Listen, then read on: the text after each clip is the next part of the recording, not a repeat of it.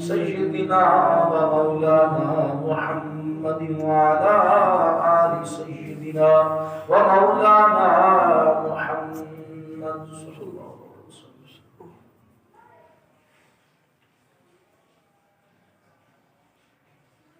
بعد الحمد لله معزز سامعین کرام، السلام علیکم ورحمۃ اللہ وبرکاتہ. آج جمعہ مبارک کا دن ہے. اللہ جل شانہ کی عطا و توفیق سے ایک مرتبہ پھر ہفتے میں ہم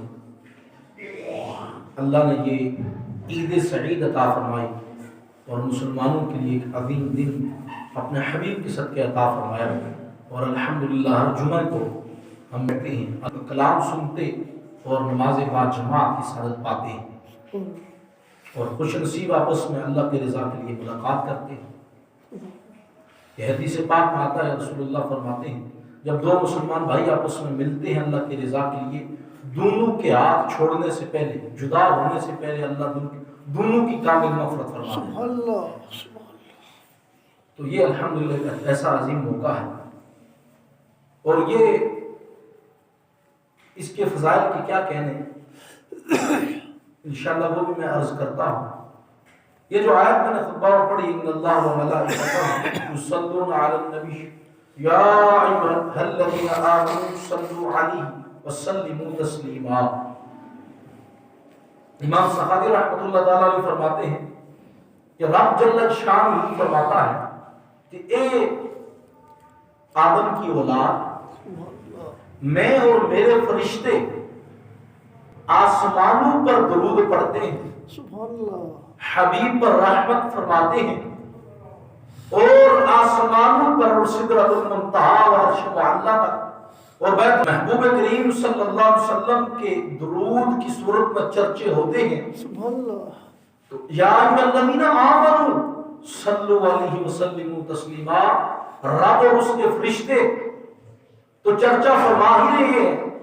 اللہ کی بنائی ہوئی یہ عظیم اور بے خطا مخلوق، معصوم مخلوق فرشتے یہ آسمانوں پر تو محبوب کا ذکر کر ہی رہے ہیں. اے ایمان والو، زمین پر بھی میرے محبوب کا شور و ذوق و شوق کے ساتھ درود پاک پڑھ کر اور سلموا تسلیما، سلام خوب بھیج کر، تاکہ زمینوں پر بھی میرے محبوب کے چرچے ہوں، آسمانوں پر بھی میرے حبیب. آسمانوں پر تو قدسی ملائکہ چرچے کر ہی رہے ہیں. تو یا ایھا الذین آمنوا صلوا علیہ وسلموا تسلیما، اے ایمان والو تم بھی گج وج کے میرے حبیب پر سلام بھی بھیجو اور درود بھی بھیجو، تاکہ زمین پر بھی میرے حبیب کا چرچا ہو، آسمانوں پر بھی چرچا ہوگا. اب یہاں ایک بات میں ساتھ عرض کرتا چلوں اہل سنت سے کہ درود و سلام پڑھنا اگر آپ کے نزدیک نیکی نہیں ہے، پھر تو آپ کہیں کہ نیکی نہیں ہے تو آپ نہیں کرتے، پھر تو بات ٹھیک ہے. لیکن اگر آپ درود و سلام کو کار ثواب سمجھتے ہیں اور یہ کہتے ہیں کہ یہ درود پاک پڑھنا، محبوب صلی اللہ علیہ وسلم سلام بھیجنا، یہ اللہ کی اطاعت بھی ہے، رسول اللہ صلی اللہ علیہ وسلم کی شفاعت ملنے کا باعث و سبب بھی ہے.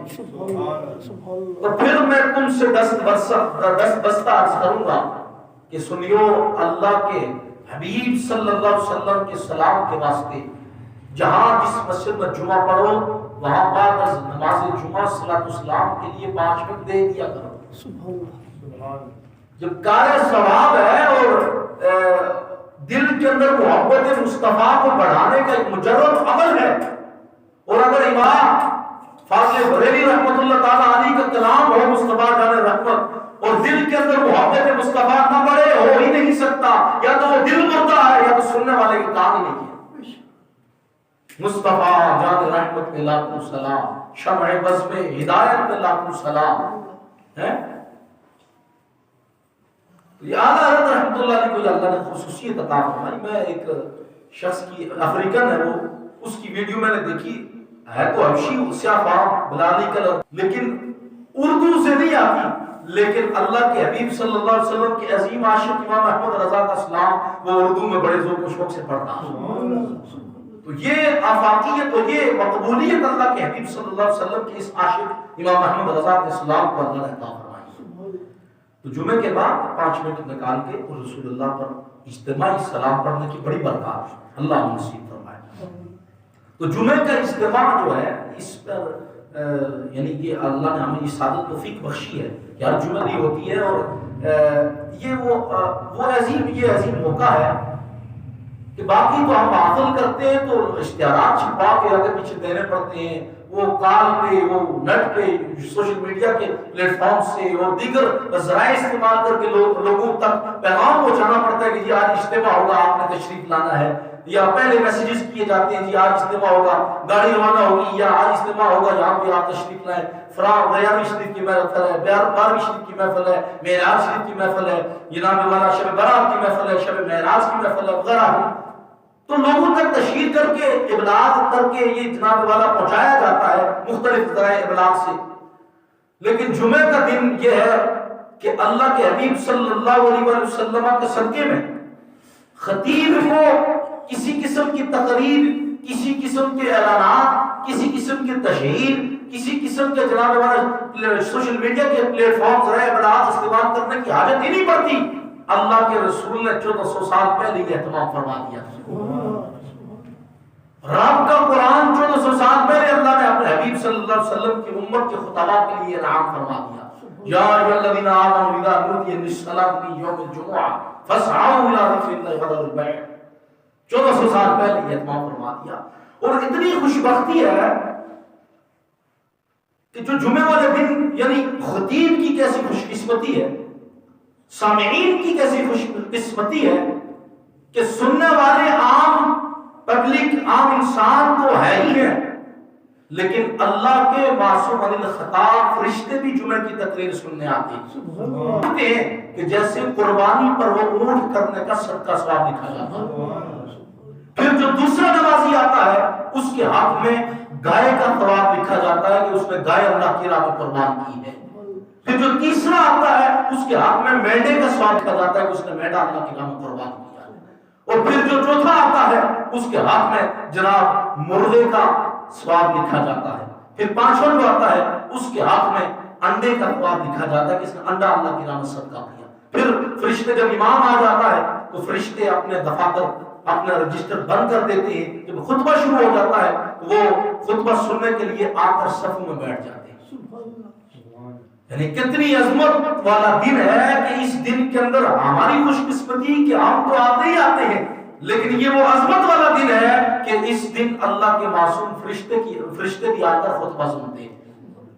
تو کیوں نہ جلدی، ہمارا تو وہ دور تو ایسا دور تھا کہ جب لوگ آ کر بیٹھ کر امام کا انتظار کرتے تھے کہ وہ آئیں گے اور کب خطبہ ہوگا، تقریر شروع ہوگی، وہ آئیں گے اور کب نماز قائم ہوگی۔ آج وہ دور ہے کہ امام بیٹھ کے بندے تارتا رہتا ہے، گنتا رہتا ہے کہ یار کدو آسو نے جناب جماعت کھیل سے۔ یعنی ایک وقت تھا کہ لوگ اس انتظار میں ہوتے تھے۔ یعنی کتنی عظمت والا یہ جمعہ کا دن ہے کہ اس دن کے لیے جو پہلے آتا ہے فرشتے قربانی عامری اونٹ کی قربانی کا ثواب لکھتے ہیں۔ تو ہمارا یہ حال ہے کہ ہم جناب والا دوڑتے بھاگتے آگے پیچھے، جب 29 منٹ پتہ 30 منٹ جماعت ہونی ہے، چلو بہت لیٹ ہو گئی 32 پہ ہو جائے گی تو چلو دوڑ کے آگے 32 کھڑے ہو گئے جناب، اور فوراً فرض پڑے اور فوراً بھاگتے ہوئے بغیر دعا کیے نکل گئے جناب۔ یعنی اتنی ہماری دین کے ساتھ اتنا ہی لگاؤ رہ گیا ہے، اللہ کی پناہ۔ تو یہ اتنا عظمت والا دن ہے کہ اس کے لیے جتنا جلدی وقت نکال کر غسل کر کے خوب تیار ہو کر اللہ کے گھر میں آیا جائے تو یہ اتنا ہی کار ثواب ہے۔ میرے امام الائمہ سراج الامہ کاشف الغمہ امام امامہ اور مقتدی النیہ، یہ دادا صاحب نے امام اعظم کے وہ القواعد لکھے کشف المحجوب میں، امام امامہ اماموں کے امام اور مقتدی سنیہ سنیوں کے پیشوا، امام الائمہ سراج الامہ امام اعظم ابو حنیفہ نعمان بن ثابت تابعی رضی اللہ تعالی عنہ۔ آپ سے کسی نے پوچھا حضور آپ 1500 درہم اتنا مہنگا لباس پہن کر رات کو تہجد کی نماز آپ پڑھتے ہیں، بڑا جناب بہترین قسم کا نیا پگڑی، بہترین قسم کا جبہ رات کو۔ فرمایا کہ لوگوں جب ہم دنیا داروں کے ساتھ ملتے ہیں، اچھے لباس میں ملتے ہیں، تو رب کی بارگاہ میں ابو حنیفہ چاہتا ہے کہ اچھا ہی لباس پہن کر، میری تمنا ہے کہ جب میں رب کی بارگاہ میں کھڑا ہوں تو اچھا لباس پہن کر کھڑا ہوں، کہ جب ہم دنیا دار ہیں، لوگوں سے میل جوڑ ہوتا ہے تو ہم اچھا لباس پسند کرتے ہیں، اچھا لباس لگ کرتے ہیں، تو میری تمنا ہے کہ جب رب کی بارگاہ میں کھڑا ہوں تو اچھا لباس پہن کر اپنے رب کی بارگاہ میں پیش ہوں۔ تو یہ ہمارے ائمہ اور ہمارے بزرگان دین کا یہ اصول رہا۔ تو جب مسجد میں آئیں خوشبو لگا کر، اچھے انداز میں چل کر، تو جتنا جلدی جمعے کے لیے آئیں گے، میں نے آپ کے سامنے سارا ستہ کی تمام کتب سے میں نے ایک ہی حدیث آپ کو نچوڑ نکال کر ابو ہریرہ کی مرویات میں سے بیان کر دی کہ کتنے ثمرات اور فوائد اور ثواب ملتے ہیں کہ جو جلدی جمعے والے دن آتا ہے۔ اللہ ہمیں نصیب فرمائے۔ قرآن کریم قرآن رشید کے اندر فرمایا گیا سورہ بقرہ کی ابتدائی آیات، ذالک الکتاب لا ریب ذالک الکتاب لا ریب فیہ ھدی للمتقین۔ یہاں اس بات کو یہ دیکھیں کہ اگر ھدی للمتقین ہدایت ہے، یہ قرآن متقیوں کے لیے دو چیزیں، قرآن کا ہدایت ہونا اور اس ہدایت کو حاصل کر کے ہدایت یافتہ ہو جانا، بالکل دونوں جدا جدا چیزیں ہیں۔ قرآن کا ہدایت ہونا اپنی جگہ پر حق ہے، اور قرآن سے ہدایت لے کر ہدایت یافتہ ہو جانا دوسری الگ چیز ہے۔ اب یوں سمجھیں کہ مدینے کی طرف جہاز ہر روز ہی روانہ ہوتے ہیں، یہ کہنا کہ جناب مدینے کی طرف جہاز جا رہے ہیں، اس میں مزہ نہیں ہے، بلکہ اس میں روانہ ہوگا تب میں کہوں گا کہ میری منزل مدینہ آ گئی ہے۔ یہ اصل منزل تک پہنچنا یوں ہے، یا یہ بندہ کھڑا ہو کہ یہاں سے کہے کہ مدینہ کی طرف جہاز جا رہے ہیں اور منزل تک پہنچ جائیں گے، میں نے کیا حاصل کیا؟ قرآن تو ہدایت ہے ہی ہے، میں نے کیا حاصل کیا؟ کیا اس ہدایت سے ہدایت پا کے میں ہدایت یافتہ ہو گیا؟ یہ تب ہدایت یافتہ۔ اب آپ اس کی مثال یوں لے لیں کہ ابو جہل جو تھا اس کے سامنے قرآن کی آیات کثیر آیات پڑھی جاتی تھی، جو کفار قریش، جو سرداران قریش تھے، جو منکرین تھے، جو کفار تھے، ان کے سامنے قرآن آیات پڑھی جاتی تھی، قرآن ان کے سامنے پڑھا جاتا تھا، لیکن ویک پوائنٹ، مین پوائنٹ کیا تھا کہ وہ قرآن سے ہدایت نہیں لیتے تھے، قرآن سے ہدایت نہیں لیتے تھے۔ اور اس کی ہدایت ان لوگوں کے لیے ہے جو اہل تقویٰ ہیں، جن کے دل پاکیزہ ہیں۔ اب بارش کی مثال لے لیں کہ بارش آسمان سے برستی ہے تو کوڑا دان میں بھی برستی ہے اور اچھی زمین پر بھی برستی ہے۔ کہیں زمین، وہ زمین ایک ہی ہے، لیکن کہیں جگہوں پہ برستی ہے تو وہاں سے سبزہ اگتا ہے، وہاں سے پھول کھلتے ہیں، وہاں گلشن آباد ہوتے ہیں، وہاں وہ باغ کھلتے ہیں اور پھول مہکتے ہیں اور گلشن آباد ہوتا ہے۔ اور کہیں وہی بارش کہیں اور جگہ لگتی ہے کوڑا دان میں تو وہاں سے بدبو کے بھبکے اٹھتے ہیں، وہاں سے بدبو اور سمت پھیل جاتی ہے۔ بارش تو پڑ رہی ہے، یوں ہی مثال ہے دلوں کی۔ قرآن اللہ کی رحمت والی بارش ہے، یہ مسلسل برس رہی ہے، لیکن فرق دلوں کا ہے کہ جو دل نیک ہے، جو دل اس کی ہدایت کو قبول کرنے والے ہیں، جب ان پر برستا ہے اس کا می برستا ہے، اس کی رحمت برستی ہے، تو ان کے دل کے اندر کہیں نماز کھل اٹھتی ہے، کہیں روزہ کھل اٹھتا ہے، کہیں حج کھل اٹھتا ہے، کہیں جناب والا زکات کے پھول کھل اٹھتے ہیں، کہیں وہ صوم و صلات کے پھول کھل اٹھتے ہیں، اور کہیں وہ جناب والا تہجد کے پھول کھل اٹھتے ہیں، اور کہیں وہ نیکوکار بن جاتا ہے اور اللہ اور اس کے رسول کا فرمانبردار بن جاتا ہے۔ بات یہ ہے کہ یہی قرآن رحمت ہے اور اس کی بارش برس رہی ہے، لیکن فرق یہ ہے کہ کہیں دل ایسے ہیں کہ جن کے اندر اس ہدایت کو قبول کرنے کی استطاعت نہیں، طاقت نہیں، اور وہ قبول کرنے کے لائق نہیں، ان کے دلوں کے اندر گندگی ہے، کوڑا ہے۔ جب وہاں قرآن کی رحمت بارش برستی ہے وہاں سے ان کی گندگی اور بڑھتی چلی جاتی ہے اور وہ قرآن اور اسلام کے مخالف زہر اگلتے ہیں۔ تو قرآن تو ہے ہدایت، لیکن ان دلوں کے لیے جو ہدایت کو قبول کرنے والے ہیں۔ قرآن تو سننے والے مشرکین بھی تھے، قرآن کو پڑھنے والے سننے والے مشرکین بھی تھے، لیکن ہدایت انہوں نے قبول نہ کی، جس کی وجہ سے انہوں نے خسارہ اٹھایا۔ تو اللہ نے ایمان والے کے بارے میں، وہ لوگ متقی دل والے، وہ لوگ جو پاکیزہ دل والے، ان کے بارے میں یہ فرمایا کہ یہ ان لوگوں کے لیے ہدایت ہے، ان لوگوں کے لیے ہدایت ہے جو دل کا تقوی اختیار کرتے ہیں، جو دل کو صاف رکھتے ہیں، جو ہدایت کو قبول کرتے ہیں۔ پھر آگے چل کر فرمایا الذین یؤمنون بالغیب، وہ غیب پر یقین رکھتے ہیں، غیبی باتوں پر یقین رکھتے ہیں۔ آج ایجوکیشن جتنی بڑھتی چلی جا رہی ہے، بدزنی بدگمانی اتنے ہی بڑھتی چلی جا رہی ہے۔ پتہ نہیں یہ نہیں یہ بات ہو نہیں سکتی جی، یہ بات کیسے کر دی انہوں نے، یہ حوالہ کیا ہے، یہ کہاں سے کی، کیسے ہو سکتی ہے، نہیں یہ عقل قبول ہی نہیں کرتا۔ بھائی مومن مسلمان ہونے کا مطلب یہ ہے کہ آپ نے عقل کے گھوڑے دوڑانے نہیں ہے۔ صدیق اکبر رضی اللہ تعالی عنہ کو دیکھو کہ کافر ابو جہل کہہ رہا ہے کہ تمہارے دوست محمد صلی اللہ علیہ وآلہ وسلم فرما رہے ہیں کہ میں راتوں رات معراج کر آیا، مسجد حرام سے مسجد اقصی گیا، انبیاء کی امامت فرمائی اور وہاں سے مقام قرب تک پہنچا، سدرۃ المنتہا سے اوپر گیا اور قرب کی منزلیں پائی، رب کا دیدار کیا اور رب کا دیدار کر کے میں واپس آ گیا، بستر بھی گرم ہے، کنڈی بھی ہل رہی ہے، پانی جاری ہے اور میں واپس آ گیا۔ میں نے کافروں کو آتے جاتے دیکھا مسجد حرام سے مسجد اقصی کی جانب، میں نے مسجد اقصی کو دیکھا، میں نے جنت کی زیارت کی، جنت کا مشاہدہ کیا، دوزخ کا مشاہدہ کیا، میں نے تخت الثری سے عرش معلی تک کا مشاہدہ کیا۔ یہ باتیں بیان فرما رہے ہیں اور ابو بکر سے کہنے والا کافر ابو جہل ہے۔ صدیق اکبر نے کہا کیا یہ باتیں میرے دوست میرے نبی محمد مصطفیٰ نے فرمائی؟ ابو جہل نے کہا ہاں یہ باتیں کر رہے ہیں وہ۔ فرمایا اللہ کی عزت کی قسم ہے تو سچ ہی کہی ہے۔ کہا پوچھ تو صحیح، جاؤ تو صحیح، تصدیق تو کرو۔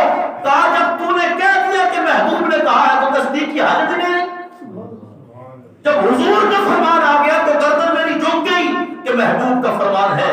اے فرمان خدا، اے قول خدا کہ فرمان نہ بدلا جائے گا، اور قول پیغمبر قول خدا کہ قرآن نہ بدلا جائے گا۔ اس طرح اشعار ہے کہ وہ کہنے کا مقصد یہ ہے کہ رسول اللہ صلی اللہ علیہ وسلم کی اس عظیم غلام جب ابو بکر رضی اللہ تعالیٰ عنہ کے سامنے کہا گیا تو حضور یہ فرما رہے ہیں، وہ تحقیق نہیں کی کہ کافر کہہ رہا ہے، تحقیق کا وہ الگ ڈیبیٹ ہے، لیکن کہا جب حضور نے فرما دیا تو میری گردن جھک گئی، حضور نے سچ ہی فرمایا ہے۔ تو ایمان والے کی یہ ڈیفینیشن بیان کی، تعریف بیان کی گئی کہ ایمان والا وہ ہے جو بن دیکھے غیب پر ایمان لے آئے، غیب پر ایمان لے آئے۔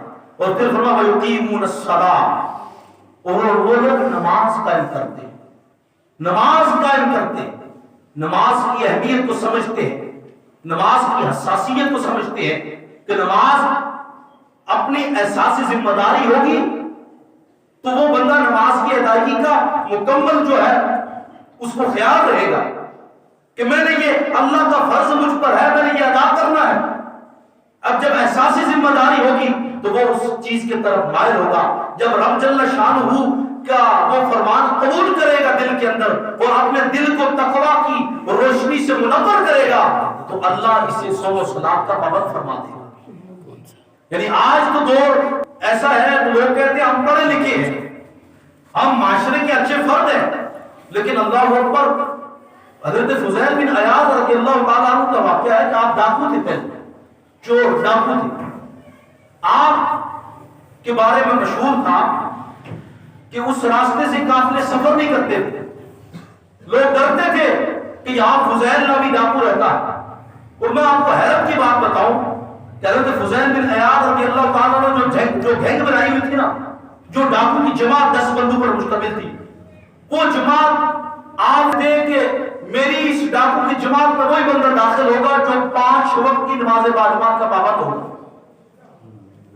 ہے ڈاکو، لیکن نماز باجماعت کا ایسا اہتمام۔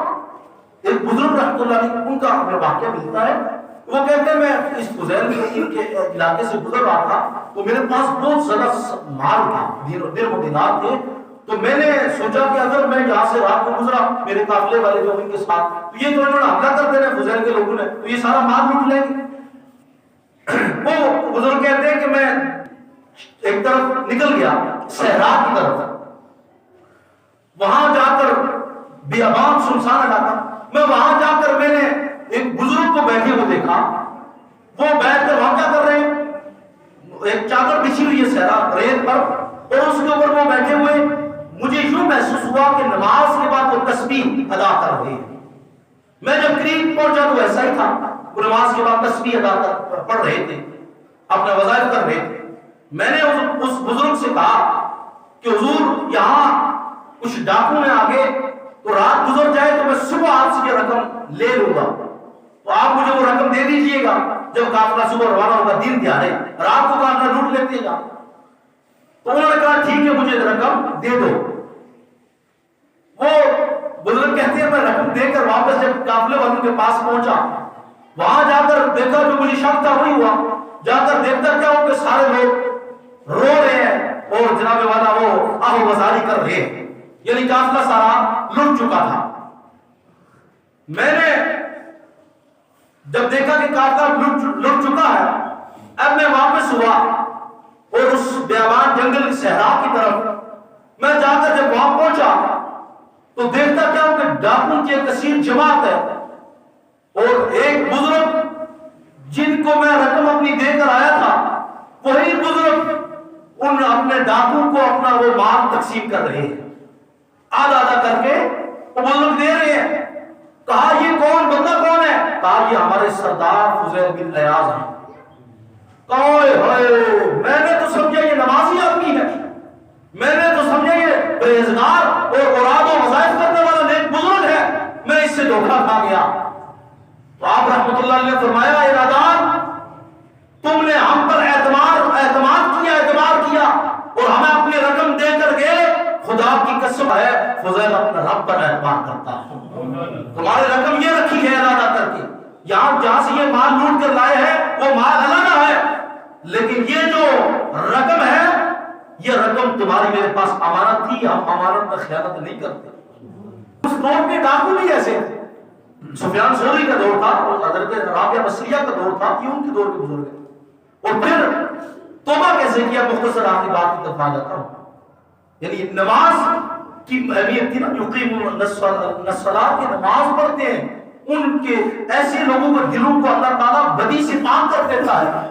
برے تھے، رسول اللہ کو حدیث سن لیں صاحب، رسول اللہ صلی اللہ علیہ وسلم کی بارگاہ میں شکایت کی گئی، یا رسول اللہ ایک شخص ہے نمازیں بھی پڑھتا ہے اور چوریاں بھی کرتا ہے۔